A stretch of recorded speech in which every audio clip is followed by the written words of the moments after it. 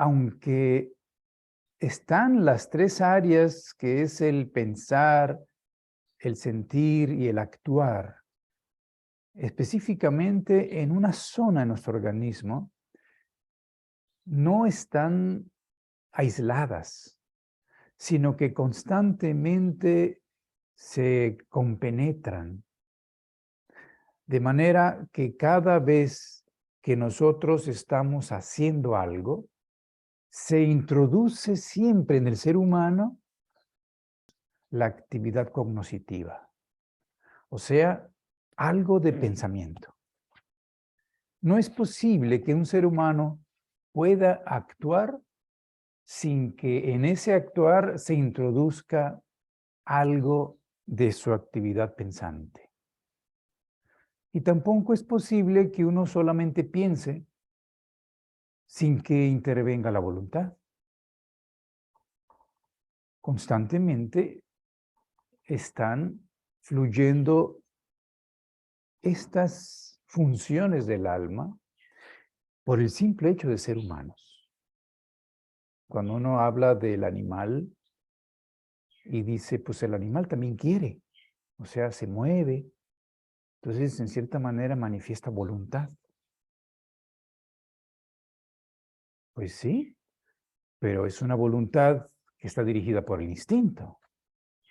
No es que el animal decida conscientemente lo que quiere hacer. Por lo tanto, no hay actividad pensante allí. Es instinto. Entonces, en esto de que detrás del pensar, la actividad del conocer, se encuentra el nervio, y de que detrás de la actividad volitiva está la sangre, aquí es donde nosotros hemos entendido que en medio, o sea, donde se encuentran el nervio y la sangre en todo el organismo, allí es donde aparece esa otra facultad que está en medio, que es el sentir, la actividad afectiva, que tiene estos elementos de simpatía y antipatía. Recuerden que para que nosotros como humanos podamos tener la conciencia individual, necesitamos separarnos de todo. Y entonces aparece el yo distanciado de todo. Y entonces se reconoce y se dice yo. No es posible un reconocimiento de su yo si no se separa.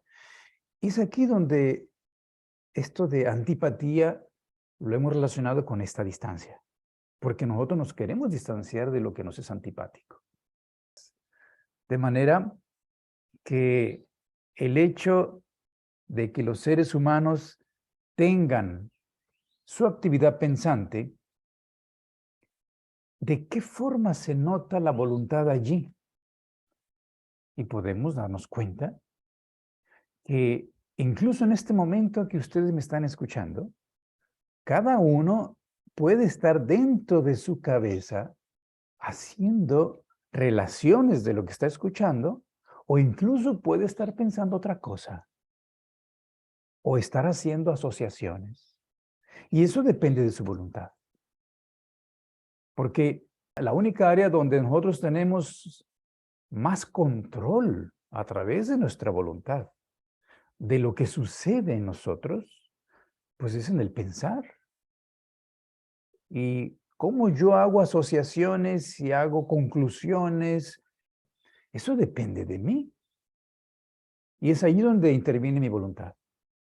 De tal manera que en sí la actividad pensante pues es basada en el nervio, pero allí la sangre permite que yo decida qué pensamiento pongo en este momento asociado con otro que ya tengo y de qué forma hago un juicio y finalmente una conclusión. Entonces allí está interviniendo la voluntad humana.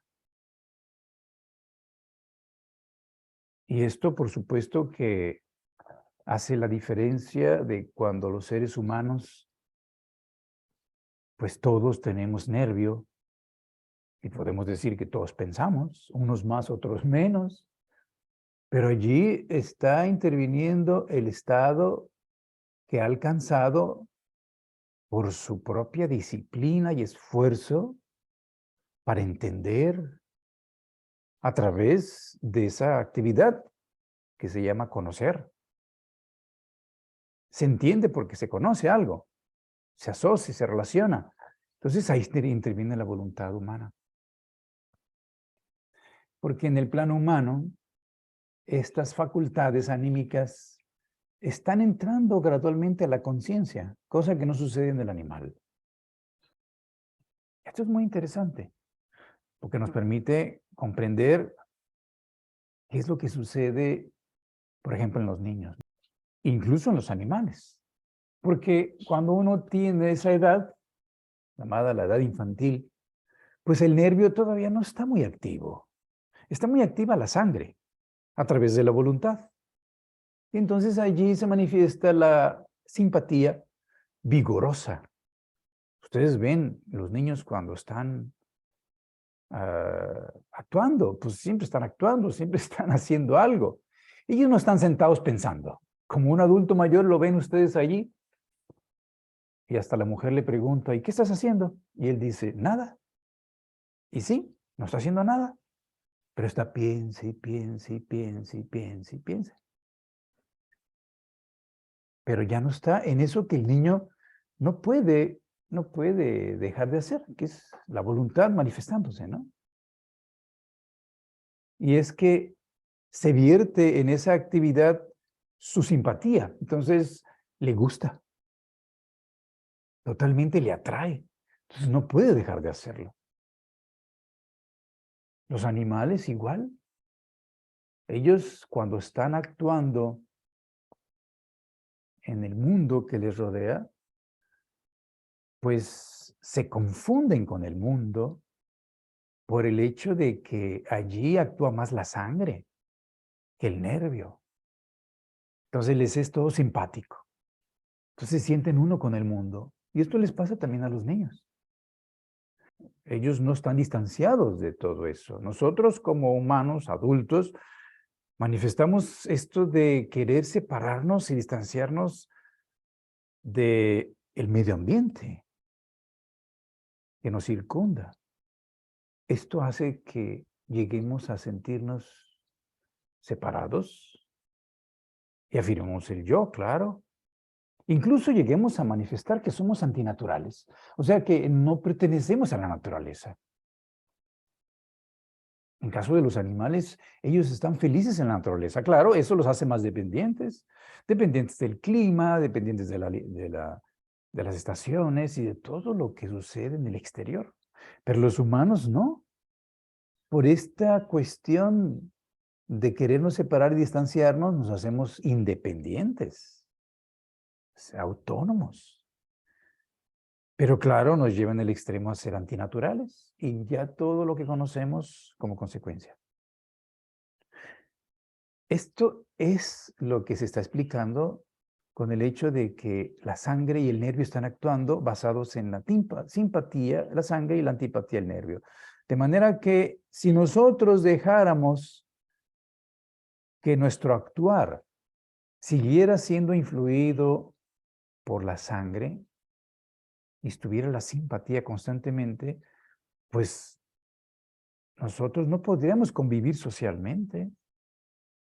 Tendríamos un sesgo hacia lo animal constantemente, lo cual se evita porque aparece esta influencia de la antipatía sobre la simpatía, la acción del nervio sobre la sangre, la actividad cognoscitiva o pensante sobre el querer y la voluntad, basado en ideales éticos. Estos ideales éticos no existen en los niños porque pues todavía son inconscientes de qué es eso y pues tampoco no existen en los animales. Pero eso es lo que permite en el plano humano a través de este polo, esta actividad cognoscitiva que le permite pensar y darse cuenta pues de que hay ciertas cosas que puede permitirse y otras que no se puede permitir a través de lo que quiere instintivamente. Porque instintivamente uno quiere seguir disfrutando lo que produce placer. Esto es natural. Uno quisiera tener placer siempre, si solo consideramos el instinto. Entonces podríamos comer y comer y seguir comiendo aquello que tanto nos gusta. Pero la naturaleza es muy sabia porque ha dispuesto que llegue un momento en que nosotros nos demos cuenta, pues, de que ya es suficiente. Si no, va a empezar a haber molestia. Incluso va a empezar a doler. Y si no paramos, pues puede haber un sufrimiento constante. Y esto sería una enfermedad. Esto se ha dispuesto en nuestro organismo sabiamente para darnos cuenta que yo no puedo estar permitiéndome el placer constante a través del gusto. No puedo. Me enfermaría. Igualmente en otras áreas, por ejemplo, el jugar. Uno puede darse cuenta que cuando estamos jugando, pues es muy placentero porque pues nos estamos divirtiendo, pero hay un momento que debemos parar porque pues hay que trabajar, hay que irse a dormir, pues hay que hacer otras cosas, no puedo no estar solo haciendo eso. Entonces, en el animal no existe este darse cuenta. Esta actividad cognitiva no entra tanto. De hecho, no entra. Cuando dije tanto es por lo que el nervio tiene menos influencia sobre la sangre. Por ejemplo, en el ojo del animal tiene más el componente sanguíneo que el componente nervioso. Eso es muy interesante, cómo hasta en el organismo se expresa algo que viene desde la cuestión anímica. En el animal existe lo anímico, el alma grupal, que es dirigida desde afuera, instintivamente, y por lo mismo su organismo no desarrolla a través del nervio, pues, aquellas estructuras que le permiten darse cuenta y pensar y cambiar incluso o intentar frenar impulsos instintivos, regularlos. Esto no es posible en el animal.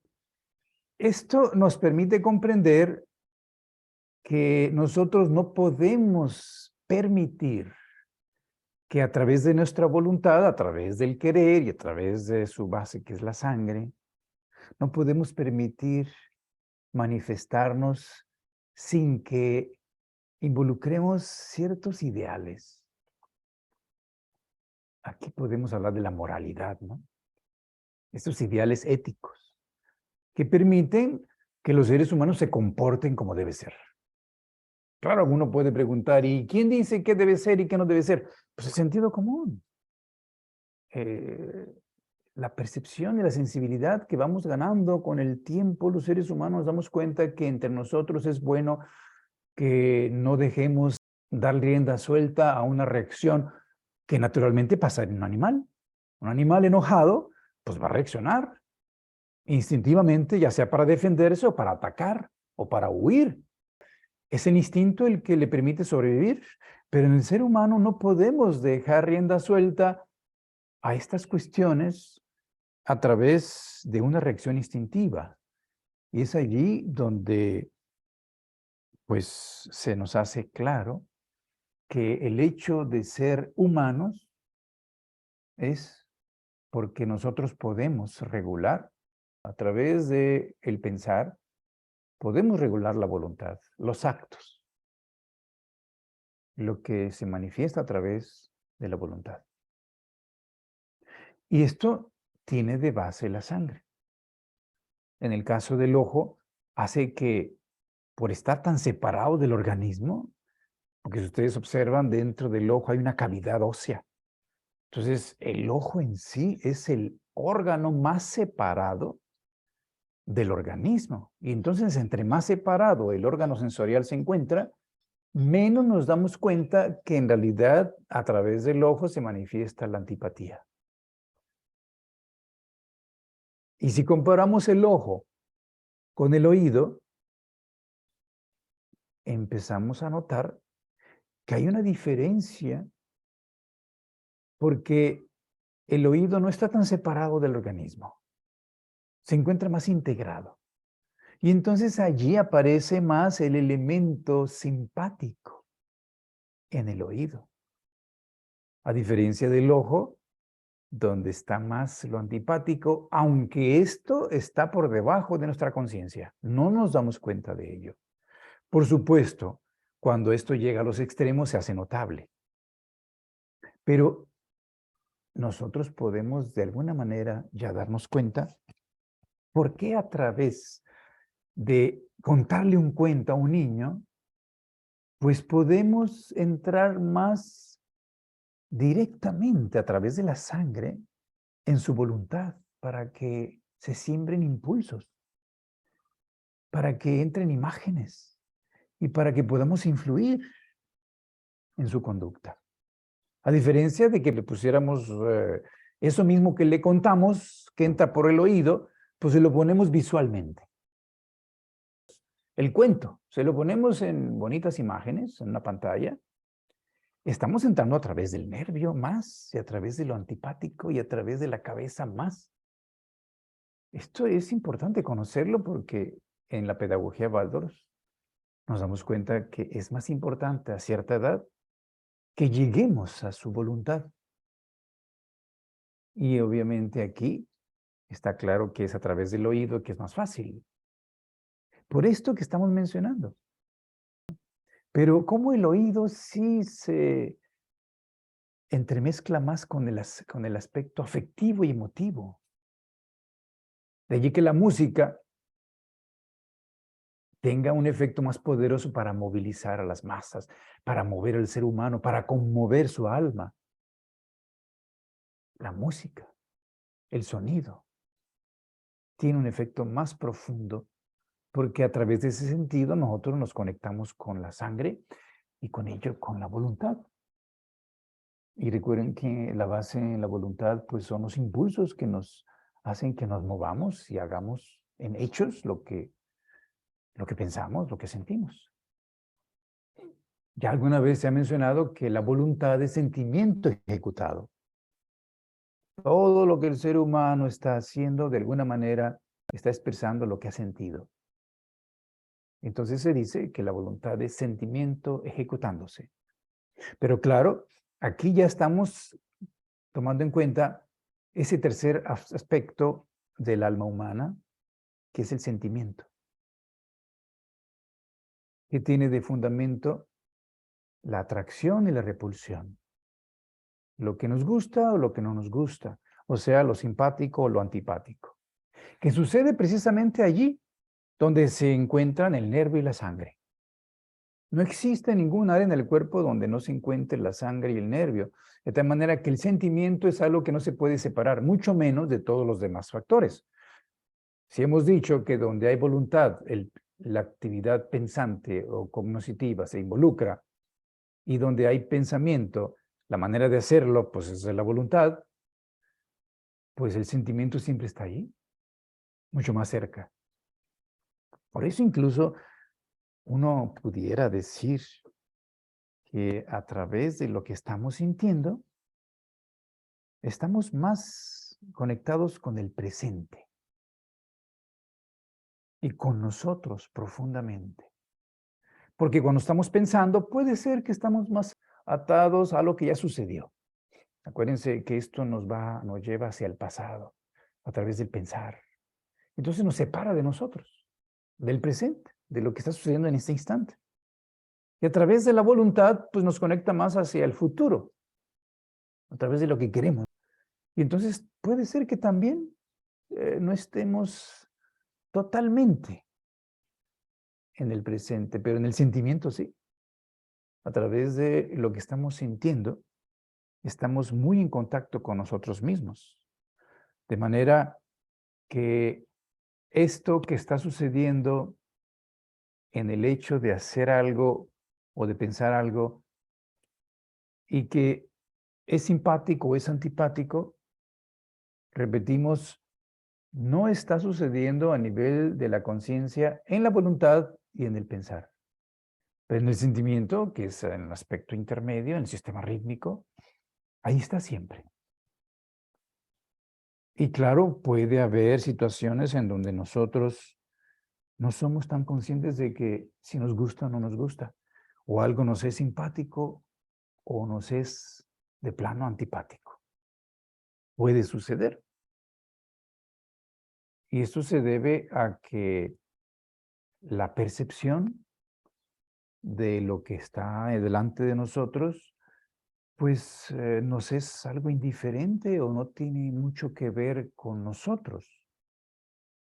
Esto ha dado incluso a la ciencia oficial la tendencia de dar conceptos muy generales sobre qué es la actividad sensoria y decir que hay una actividad sensorial y se fundamenta en lo mismo. Yo veo porque percibo vibraciones lumínicas y la actividad auditiva pues es lo mismo, simplemente que la vibración no es luminosa, sino es sonora. Es una vibración diferente, pero la percepción sensorial es la misma. Y si yo huelo algo, pues entonces está entrando en mí una vibración diferente a través de lo que se llama el olor, el aroma. Pero la actividad nerviosa es la misma, o sea, es el nervio que está percibiendo algo, un sensor en la nariz y pues va hasta el cerebro, y lo mismo está haciendo el oído y lo mismo está haciendo el ojo. Y si nos vamos a la lengua, pues hay papilas, y las papilas detectan lo dulce, lo salado, lo ácido, lo amargo. Esto se lleva a través de un nervio al cerebro y nos damos cuenta. Entonces es lo mismo para toda percepción, incluyendo el tacto. Esto en realidad no puede generalizarse así porque cada sentido es distinto. Por ejemplo, cuando nosotros gustamos algo, en el caso del niño, cuando lo está saboreando, todo su cuerpo está involucrado, porque es a través de la sangre que lo está percibiendo. Pero la boca es un área que está más conectada con el metabolismo, que está más conectada con la sangre. Y por eso no es casualidad que esté aquí abajo, en la cara, donde haya un ser que está haciendo conciencia de sí mismo, se está dando una síntesis, un resumen del universo. Y ese resumen del universo se configura con este cuerpo así, un organismo con tanta sabiduría que tiene el polo metabólico más cercano a la Tierra, a la superficie, y el polo cefálico más cercano a la periferia, al cosmos. Así, de manera que los ojos representan la parte cefálica, el olfato, en este caso la nariz, pues está en medio, representa más conectado con el sistema rítmico, la respiración, claro, ahí directamente. Y la boca más con el proceso digestivo, pues que tiene que ver más con el metabolismo. Entonces, cuando uno profundiza en esto de los sentidos, nos damos cuenta que la ciencia convencional puede caer fácilmente en conceptos poco exactos, poco precisos. Incluso critica que lo que en ciencia espiritual se estudia no tiene precisión. En realidad, nosotros nos estamos basando en algo más real, en hechos. Esto que estoy mencionando está basado en hechos. Estamos estudiando cómo es de que los sentidos pues son diferentes porque conectan con áreas distintas. Esto lo menciona Rudolf Steiner para darnos cuenta de que en este caso en la pedagogía, nosotros debemos tener una noción de cómo está constituido el ser humano para que la metodología sea de acuerdo a nuestra naturaleza. De manera que necesitamos por eso actualizar el método pedagógico, entendiendo esto que estamos estudiando, nos permite comprender por qué ciertas cuestiones es más conveniente tenerlas de cierta forma y el maestro, la maestra que está en contacto con los niños, pues el simple hecho de que tenga esta noción en su conciencia, de que en el niño se está manifestando su voluntad, pues prácticamente sin que la actividad cognitiva intervenga, pues me permite comprender que yo necesito influir no a través de su cabeza, no a través de su intelecto, no a través del nervio. En esa edad no está receptivo para que pueda ser influido. Entonces, me permite comprender que no debo usar la memoria, que no debo usar la lógica, que no debo usar los conceptos, el análisis, actividades que entran a través del nervio, sino que debo influir a través de la voluntad. Y ya sabemos que un niño hace lo que siente, por simpatía, porque le gusta, porque le atrae, por su instinto incluso. Le mueve hacia allá y lo hace. Entonces, ¿de qué manera puedo influir? Bueno, primeramente sabiendo que en el primer septenio los seres tan pequeños simplemente imitan lo que ven y también lo que oyen, que son los sentidos que los conectan más con el exterior, ¿no? Pues entonces yo debo poner el ejemplo. Y con eso, si yo lo hago todos los días, regularmente, a cierta hora, ciertas cosas, yo estoy haciendo que el niño me siga, me imite. Y como estoy haciendo ciertas cosas a ciertas horas, se empieza a instalar un ritmo, un hábito, que por supuesto es inconsciente. Primeramente, pues porque todavía no se da cuenta, por eso es inconsciente. Es una edad en la que no se da cuenta que el día anterior hizo lo mismo, o incluso a la misma hora. Pero con el tiempo se va dando cuenta. Pero esta repetición inconsciente de algo hace que internamente los impulsos de su voluntad comienzan a ser regulados, comienzan a ser conducidos para que no sea como un animal, que simplemente se guía por el instinto, sino que hay que hacer a cierta hora ciertas cosas. A cierta hora se come, a cierta hora se duerme, a cierta hora se juega. Así es, aunque él no entienda eso, pero le estamos poniendo un ritmo en su vida, en su día a día. Y entonces eso hace que su voluntad se eduque. Yo estoy educando la conducta del niño.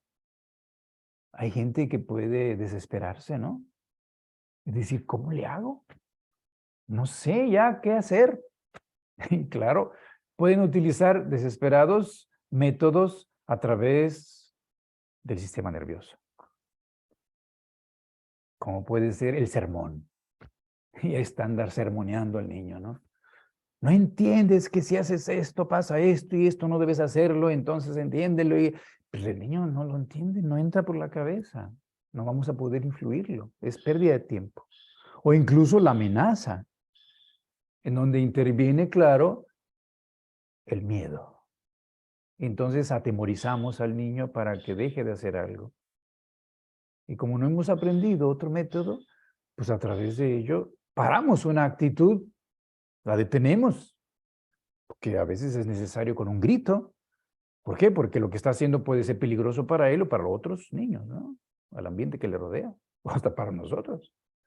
Entonces, sí, está justificado en ciertas circunstancias, pero utilizar el método de asustarlo, provocarle miedo, para que se comporte de cierta manera, pues esto podría funcionar para un adulto, pero no para un niño.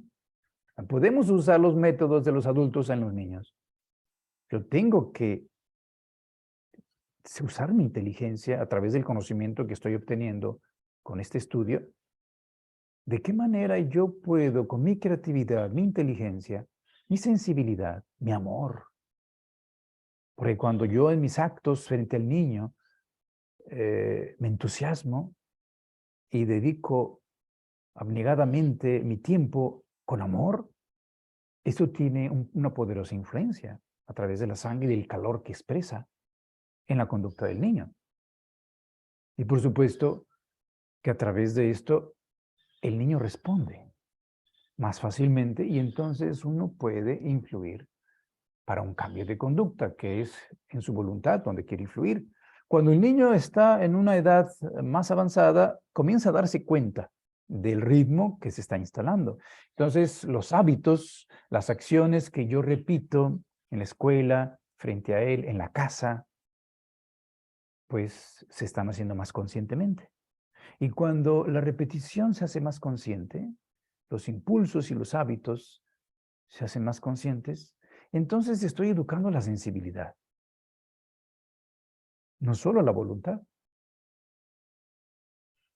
Así que repitiendo inconscientemente impulsos y haciendo ese hábito, se educa la voluntad y repitiéndolos conscientemente se educa la sensibilidad.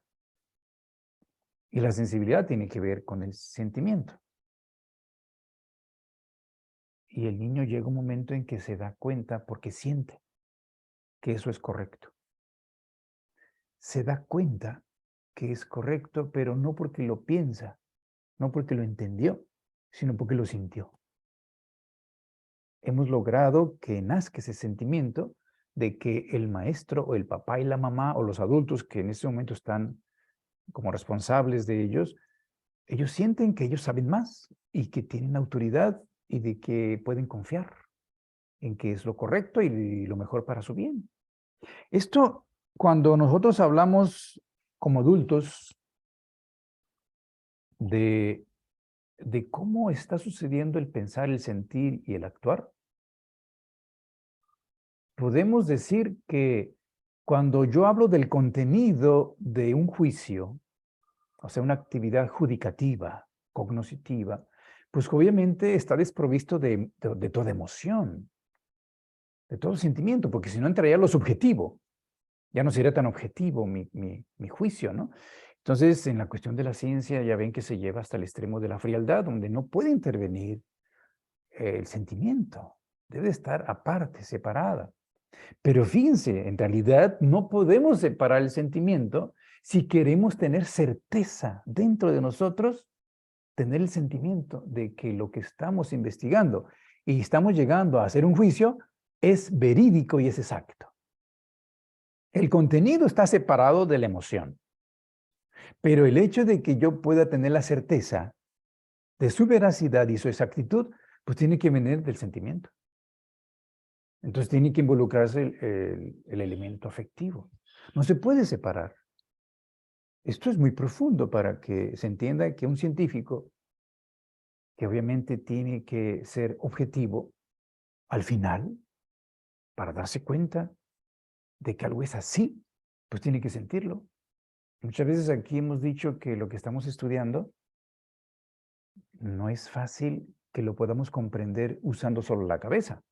O sea, el intelecto, el nervio, el cerebro. No, no es fácil. Estamos apelando a que llegue a surgir en nosotros, en ustedes, el sentimiento de que así es. Y no porque entre en actividad la creencia ciega que pudiera estar sucediendo en un niño de manera natural. Como somos adultos, nosotros debemos ir más allá y entonces aparece el entendimiento que está fundamentado en un conocimiento que despierta en mí una confianza. Por lo tanto, ya no es una creencia ciega. El decir creencia obviamente está muy involucrado un sentir, un sentimiento, ¿no? La persona cree, más que saber, solo cree. Y es cómodo porque no tiene que pensar. Cree o no cree nada. Si está de acuerdo con lo que ya le dijeron y le influyeron de la infancia, pues cree. O incluso en su religión. O si no está de acuerdo con lo que le enseñaron, tanto en la escuela o en su religión o en lo que aprendió en su infancia, pues no lo cree. Esto es muy cómodo porque entonces no piensa. Yo estoy hablando del pensamiento que está conectado con su alma, o está conectado con su sentimiento, está conectado con su imaginación, con su inspiración y hasta con su intuición. Este pensamiento está usando el nervio, pero no solamente está confinado al nervio, porque entonces seríamos intelectuales y entonces no podríamos aceptar lo que no podemos comprobar. Es aquí donde apelamos a que nosotros nos desvinculemos del cerebro cuando estudiamos esto. Porque entonces así puede surgir a través del alma el sentir, ¿no? Un sentir de que esto debe ser así. Y nadie se les va a decir desde afuera que es así. Cada quien tiene que sentirlo. Pero podemos darnos cuenta de su veracidad cuando percibimos que no soy el único que lo ve así, desde el sentimiento. Ustedes podrán algún día sentirlo cuando por sí mismos, por sí mismas, reflexionan y meditan delante de un problema, una situación que no han resuelto. Y se ponen a reflexionar y a pensar sobre ello. Y llega un momento en que se hace luz dentro. Dicen, ya me enteré, ya me di cuenta. ¿Dónde está esto y cómo está? Y aparece un sentimiento. Se hicieron las conexiones, se asociaron las circunstancias, las imágenes, todo. Las ideas y el conocimiento que se tiene. Y llega un momento en que a través de esa reflexión meditativa profunda, aparece un sentimiento de certeza muy profundo dentro de cada quien. Imagínense que llegaron a una conclusión por sí mismos, por una certeza intuitiva, y luego lo leen abriendo una obra de Rudolf Steiner. Caray. Se ponen a leer El estudio del hombre, se ponen a leer La ciencia oculta o algún otro libro, Teosofía de Rudolf Steiner, con esa profundidad que tiene, ¿no? Y al estarla leyendo, ustedes corroboran que también él sintió lo mismo que ustedes.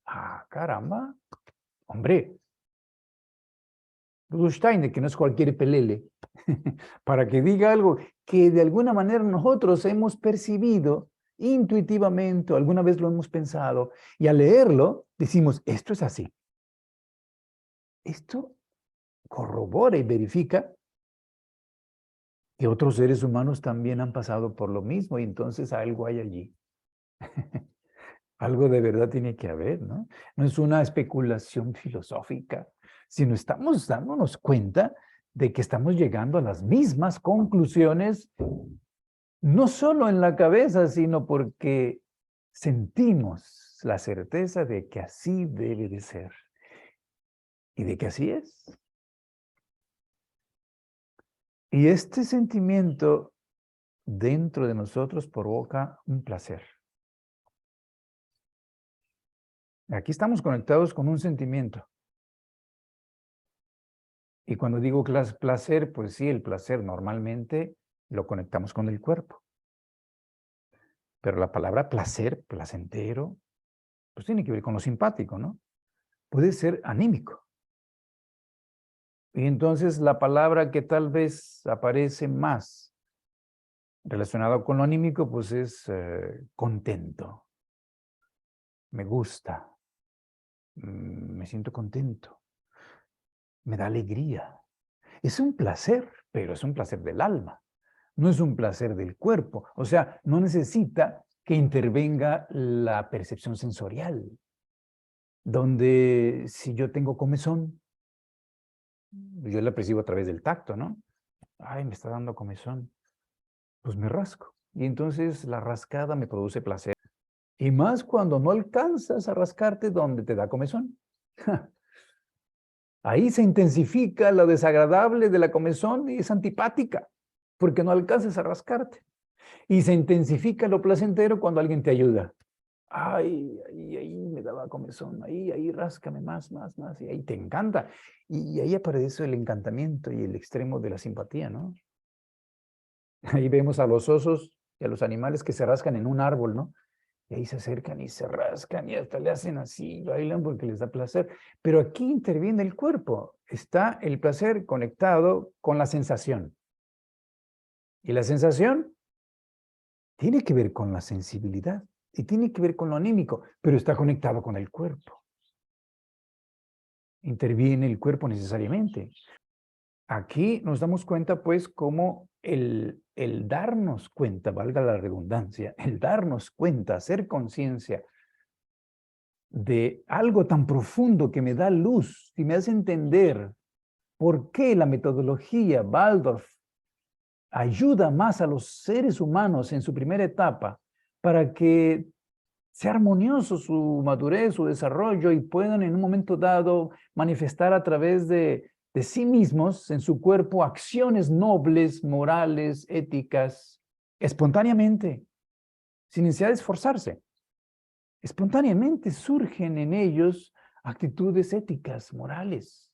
Es porque está instalado en su voluntad algo que desde muy pequeños se permitió que fluyera. Porque nosotros estamos conectados con el cosmos. Y cuando un ser humano se desarrolla armoniosamente a través de una pedagogía adecuada a su naturaleza, seguirá manifestando a través de su voluntad aquello que es la voluntad del universo, del cosmos, o de Dios, si quieren decir. O sea que está conectado con la bondad, está conectado con la belleza, está conectado con la sabiduría, que son las características y cualidades del cosmos.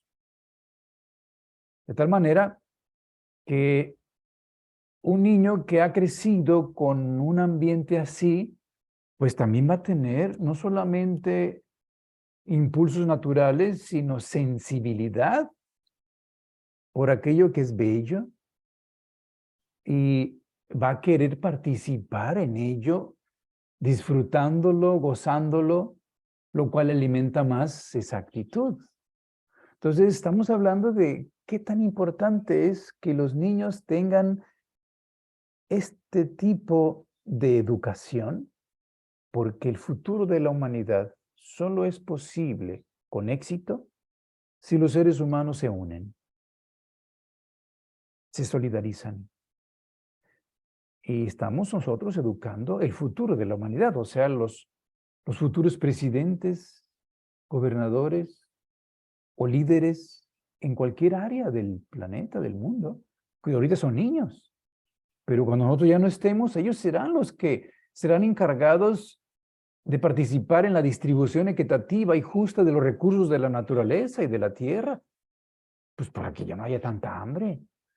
O estarán al frente de una nación que por su sensibilidad se dará cuenta que no tiene sentido ir a la guerra, porque eso no nos sirve a nadie. Fíjense la importancia de que un niño, un alma, tenga esta devoción y la mantenga y la conserve desde la infancia y en la edad adulta pueda ser tan sensible, tan inteligente y pueda influir en sus hechos, en sus actos, para que donde se encuentre influyendo en el mundo, en cualquier área, pues pueda servir. Porque este conocimiento no tiene sentido si no lo usamos para servir mejor. ¿De qué serviría? ¿Para qué sería acumular tanto conocimiento si no lo aplicamos para ser mejores servidores del mundo? En el fondo está esto. En el fondo está que queremos servir mejor, que queremos ayudar para que el mundo esté pues, más sano, sea más amistoso, nos dé más alegría y pues nos dé felicidad. Así es. Y bueno,